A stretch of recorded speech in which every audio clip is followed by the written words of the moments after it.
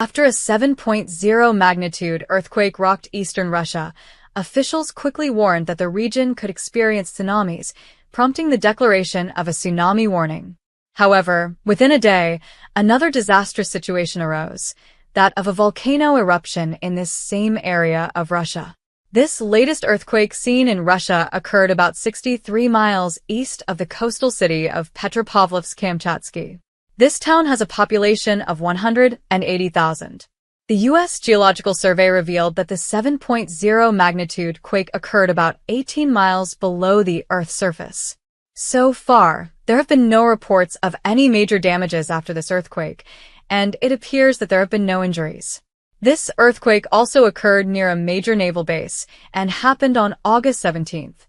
Notably, Petropavlovsk-Kamchatsky is located across a bay from a vitally important submarine base for the country. This port town also happens to be surrounded by various volcanoes, now which have caused something of a problem for this region.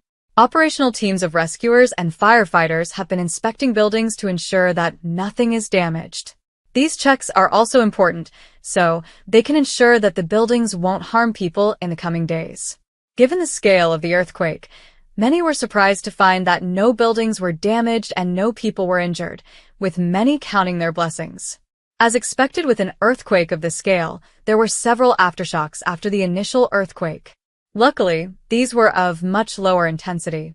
The aftershocks were so low on the magnitude scale that those in the area could barely feel them. Locals are hoping that this is the most they will experience. After this earthquake rocked this area of Russia, officials quickly warned that tsunamis could be seen within 300 miles of this quake's epicenter. The U.S. National Weather Service's Pacific Tsunami Warning Center in Honolulu made this initial announcement, as tsunami waves could travel far because of this earthquake. However, these warnings were eventually lifted once there was no longer a threat.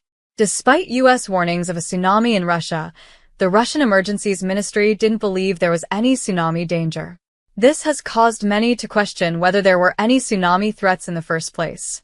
If there was a threat, some are worried that a tsunami could still happen despite reassurances that it won't. Though the tsunami warnings were lifted, officials did explain that coastal areas near this quake site could experience minor sea fluctuations. These experts stated that these sea fluctuations could be seen in this region for the next several hours. However, no tsunami would threaten these areas. Due to tremors being felt in the area, Russian scientists have warned that an even stronger earthquake could occur there. There were some worries that a second earthquake could occur within 24 hours of the first one, which was predicted to have a 9.0 magnitude. Thankfully, this hasn't happened. According to the USGS, the Pacific Plate is moving west-northwest with respect to the North America and Eurasia plates. This is all happening at the location of the earthquake. They then went on to say, some authors divide this region into several microplates that together define the relative motions between the larger Pacific, North America, and Eurasia plates. In this depiction, the Kamchatka Peninsula is located on the Okhotsk microplate, which is part of the North America plate. After these tsunami warnings subsided, another warning was put in place. Thanks to this 7.0 magnitude earthquake, a volcano in eastern Russia erupted. According to TASS, a Russian news agency, the Shivaluk volcano, which is located in the Kamchatka region, began to erupt after the earthquake rocked the area. The eruption was so severe that ash shot up to 32,800 feet, covering the local area. A hazard warning has now been put in place due to ash emission. Locals have struggled to deal with the volcanic eruption's aftermath and the layers of ash that have covered the land. The ash covering the area was so thick that, at first glance, it looked like snow. The difference is that snow can melt, whereas volcanic ash takes a bit more time and effort to clean up. What's most important is not to clean up any ash until the ashfall has stopped. You can only put a little water on the ash to keep it out of the air. Too much water will turn it into a thick paste, making cleaning up even more difficult. This volcano eruption is currently ongoing and could potentially become a dangerous situation for those who live in the region.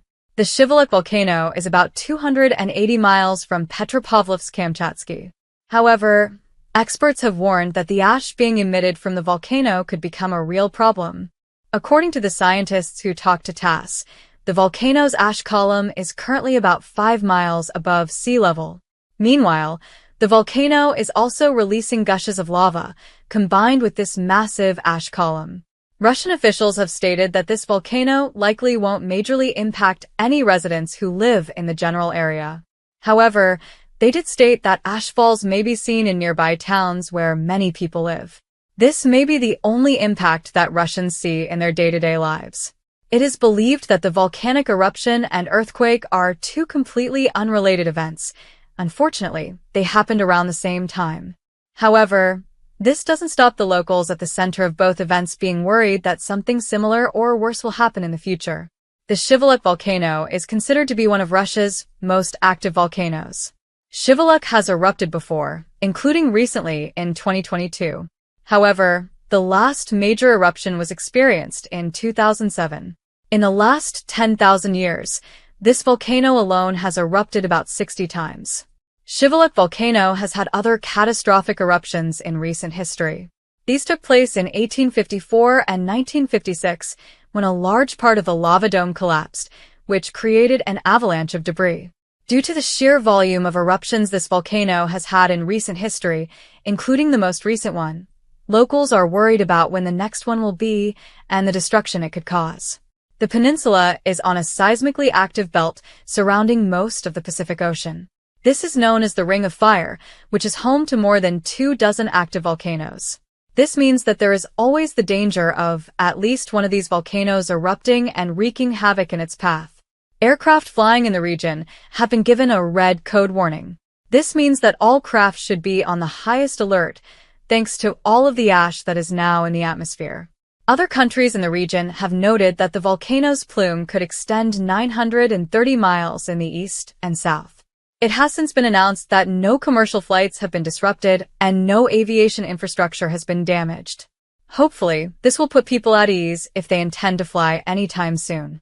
However, the red alert is still in place for aircraft, so pilots need to remain on high alert for any dangers that could pose a threat to their plane and the passengers on board. Being at the center of an earthquake can be worrying for anyone. Add a volcanic eruption and the potential for a tsunami, and it can cause many to panic.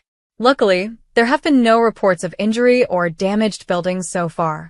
As the cleanup of the fallen ash begins, there is hope that the local community can start to move on from these disasters and that nothing else will happen in the meantime.